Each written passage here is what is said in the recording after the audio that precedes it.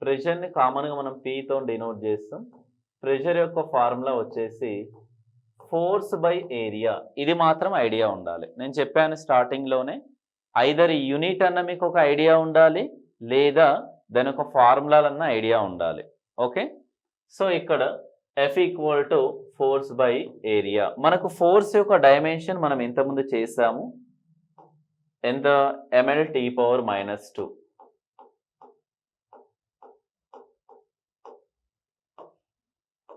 As well as area యొక్క dimension వచ్చేసి L² చేస్తే మనకు mL/−1 T⁻². This is the dimension formula of pressure. So ఇక్కడ ఈరోజు ఈ వీడియోలో మనం జస్ట్ బేసిక్స్ మాత్రమే డిస్కస్ చేసాము. అండ్ ఆల్సో ఈ బేసిక్స్ అంటే మనకు మెయిన్గా ఈ బేసిక్స్ నేర్చుకునేటప్పుడు మీరు కామన్గా గుర్తుపెట్టుకోవాల్సింది ఏరియా, వాల్యూమ్, ఫోర్స్, ఎనర్జీ, అంటే ఏవైతే ఇంపార్టెంట్ ఉంటాయో అవి మాత్రమే నేను తీసుకొని చెప్పాను. నెక్స్ట్ వీడియోలో దీనికి కంటిన్యూగా హోమోజీనియస్ ప్రిన్సిపల్ అంటే ఏంటి, మనం దాన్ని ఎలా యూజ్ చేస్తామో everything I will explain you in next video. Please subscribe NK Physics Academy. Thank you.